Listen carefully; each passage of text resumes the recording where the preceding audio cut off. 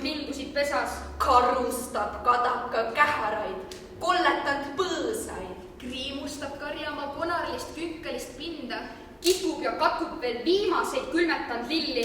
Hullab ja möllab ja tantsib ja ulub kui huttile nurme. Tõuseb kui salajast nuttu hiiest ja salust. Kaevates kohavad kuused ja kased ja männid. Võistluses tormiga langeb siin raksudes mõni. Aga ta ratsutab uhkelt neist langenust üle. Naeratab õelat ning kõlistab kannukseid ülbelt. Kolistab kändusid mööda ja vilistab labus. Raudsete kätega kuningas sügisema.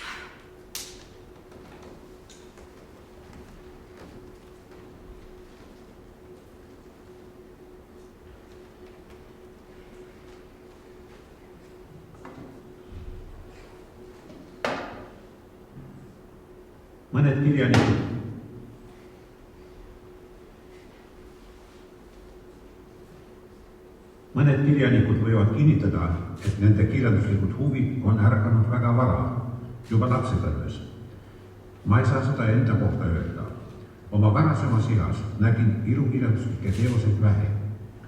Mu vallakooliõpetajast isa raamatuliidulil oli palju saksa ja venekeelseid raamatuid, mida ma tol ajal ei osanud lugeda. Eestikeelse kirjanduse hulgas leidus seal ilukirjandust vähe. Kirklased ja Veiluhade Vebanev, Sirvilauad, Eesti Kirjameeste Seltsi aastaraamatud, Rudolf Kalda jutluse raamatud, ka perekonnaraamat, neid kõiki ma ju lehitsesin ja lugesin, aga palju nad mind ei rahuldanud. 2 raamatut jätsid siiski püsiva mulje, Kreutzwaldi kodutohter ja Grensteni maleõpetus. Teadsin kodutohtri põhjal kõiki haigusi ja oleksin osanud neid ka ravida. Tundsin varsti ka kõiki maleteid ja nende käikusid ja oleksin osanud nendega mängida, kui oleks partnereid leidunud.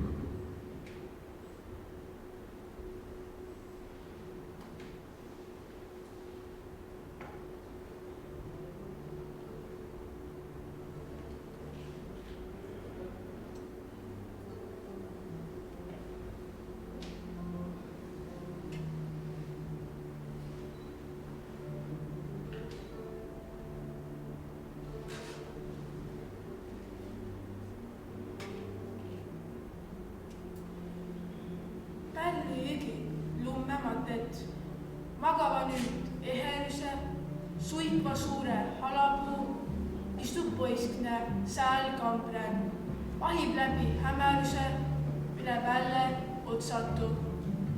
Klassitarrest kaonu hääle, ära länny palvelise, majan pühe rahuheng.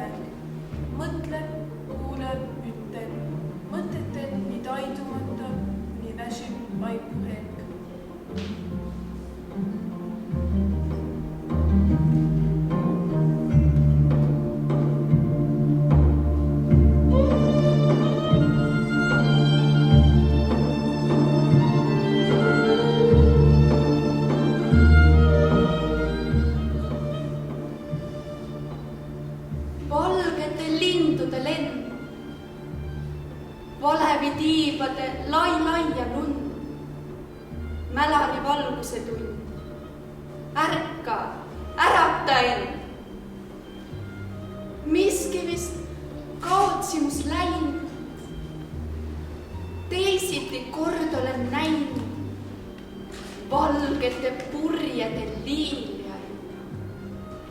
Teisiti helkis siis laim. Miski vist kaotsimus läim. Päikese heliseb lõõm. Südant vaikne kui surnuaed, kuhu elusalt maet. Enne tähtaega lämmatet rõõm.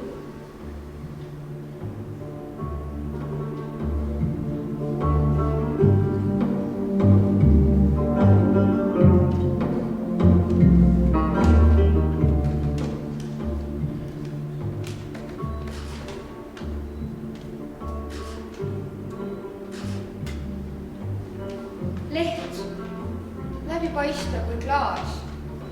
Kiired mängivad liivaga. Valgus laike kui õunu maas. Lõoke kastis tiivaga. Heliseb täht laotuses. Lauluolisuses tähendab taeva ja maa.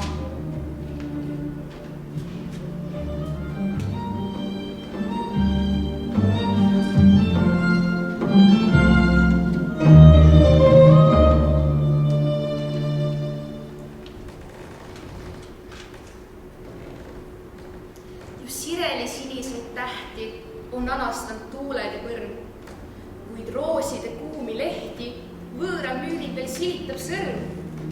Kõik hingab hüvast jättu ja kõigub jäämise tund, mis külma kaugusse rettu jalg astuma valmistun.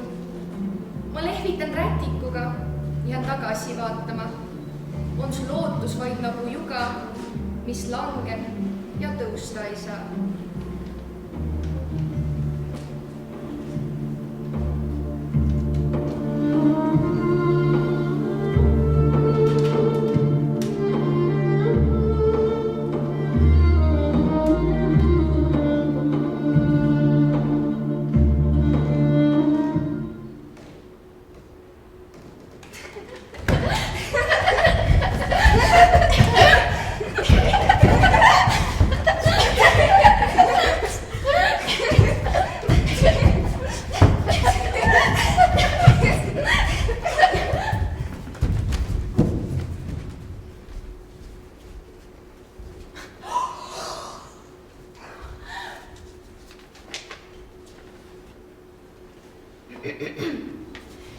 Marie Under,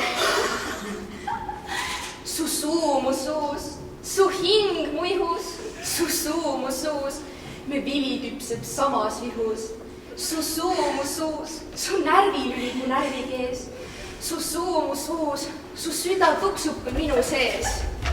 Kus lõpped sa, kus algan ma, kes lahutaks küll lained merest, su verelipled minu verest. Üksteisest kumbki põleb laast, kes tõstis meie jalad maast, vaid kõrged kohad, tornid, mäed, aeg lendab alla, ära heideb. Su suul ja ühte kasvanud käed, me igavikku ära peideb. Kus algab päev, kus lõppeb öö, näen hinge kinni pidanen. See, millest elan, see on õnn, üks olemine imeruus. Sammud kaotab maise tee, ei tagasi vii, ei toose. Su suu mu suus, su hing mu kehas, me hõljume ehas. Maria Under, ju toome helbed jätnud Jumalaga ja sirelite õitse aeg on käes. Kõik pungad pakatavad täies väes, kõik põõsad sinetavad aia taga ja öösiti nüüd ei ma enam maga. Mu süda õhetab kui hõõgu väes. Ah, sirelite õitse aeg on käes.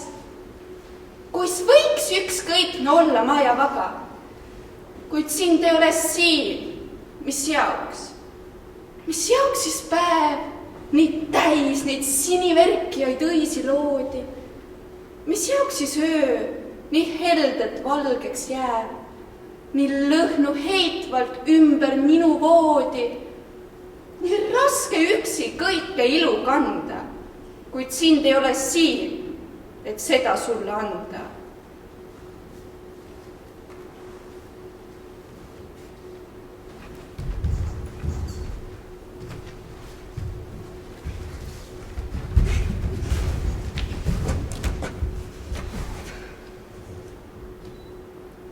on liigutavalt tore, et olemas oled, et elad, et hingad, võid haista maha niidetud heina või värsket leiba ja kõigi meeltega maitsta metsi, niitusid, järvi, et südant omad, aju ja närve, et võid nagu sõstar või tomat võtta päikeselt värvi. Et pole veel maa mul omad su käedega jalad, mis sitkesse vormi valad, ei väsi täitmast, mis nendele käsid. Kui tore on elada ajal, kus aju oma katsesarvi jumala kartmatult ajab taevasse majja kesk tähtede parvi. Ajal, kus pole kapla ega vaia, mis me teadmiste apla ja jultunud vaimu veel kinni peaksid. Ja kui kas sõgedad laimu me pea peale küliksid ja otsiksid meiega tülisid, meid neaksid, et me ei mõtlegi muule, kui vaid eelkõige täita kärgi oma tuleviku mesipuule. Ja ennast eeskujuks seada, siis on meie uhkuseks teada, et nendegi tulevik on välja lõige meie joonise järgi.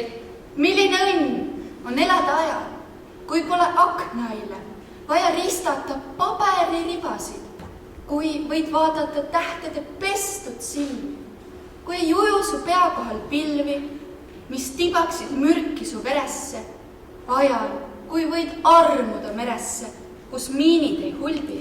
Ajal, kui võid armuda õitsvaisse aiusse, kus tumepunaselt puhkend on nelgid ja tuibid. Kui võid armuda maailma laiusse ja inimesse, kes kõlab uhkelt!